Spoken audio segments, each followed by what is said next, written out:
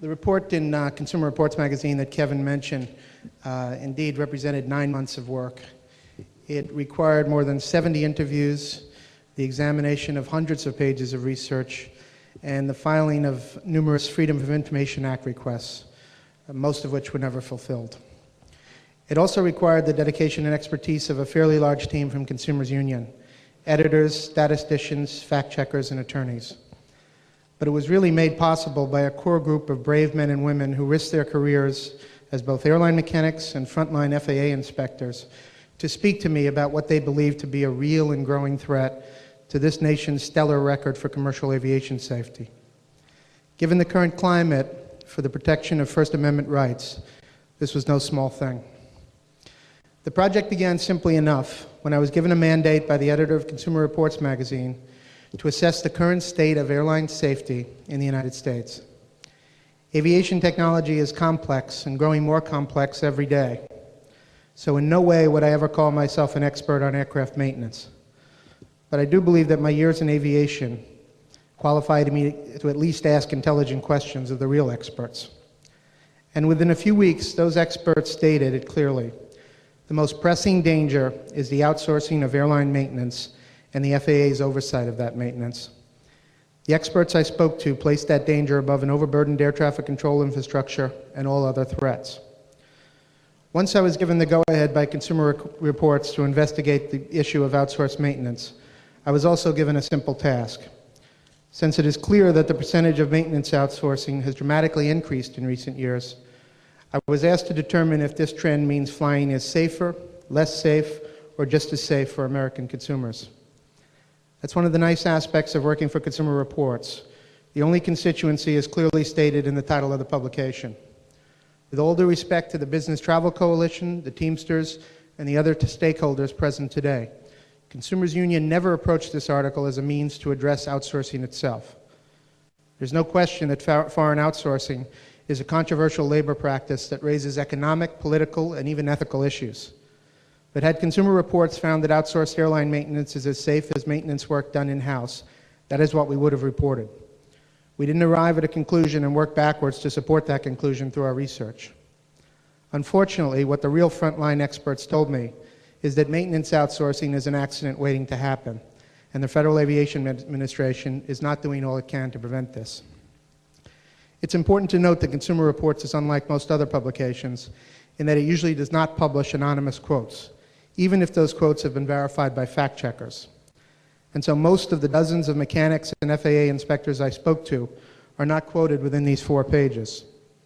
That's why I view this article as something of an iceberg.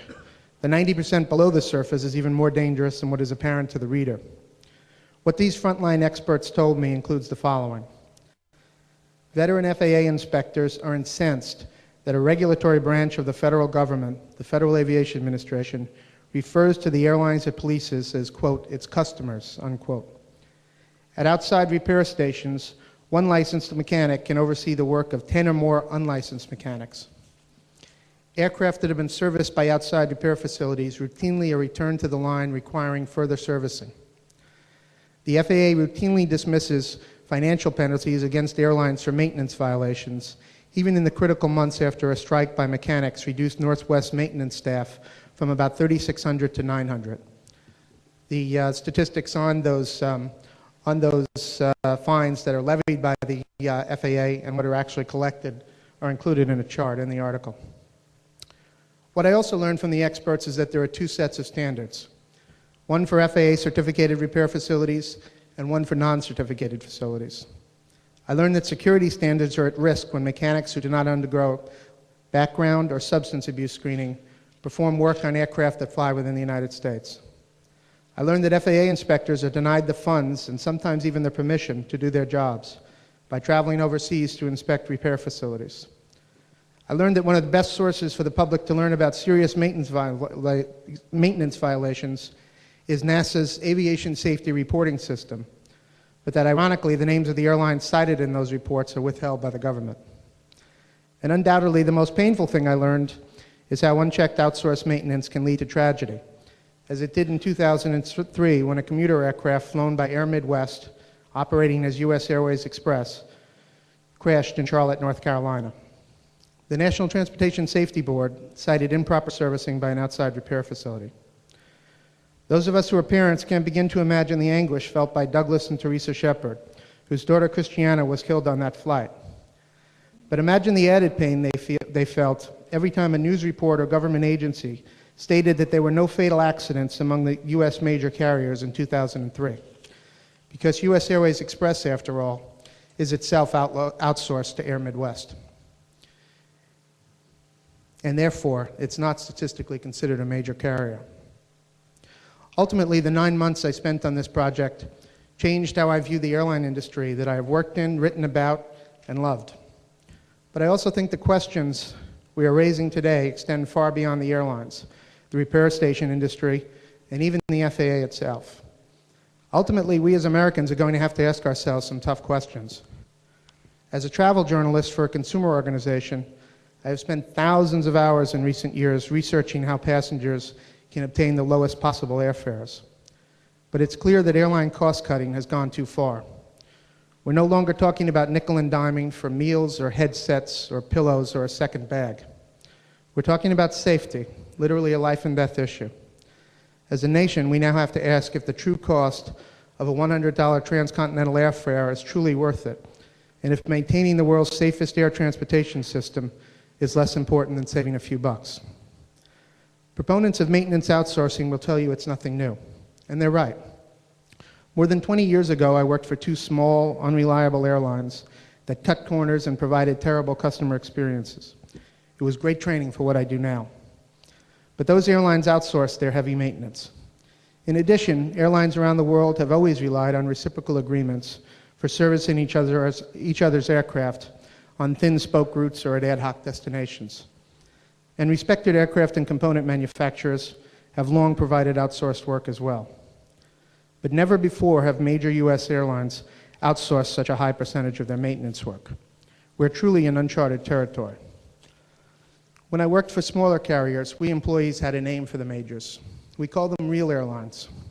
We referred to them with both jealousy and respect. Only now it's apparent that some real airlines are not acting like real airlines at all. Eventually, I myself got with a real airline, Pan Am. And Pan Am spent money to train me and certificate me as an FAA licensed aircraft dispatcher.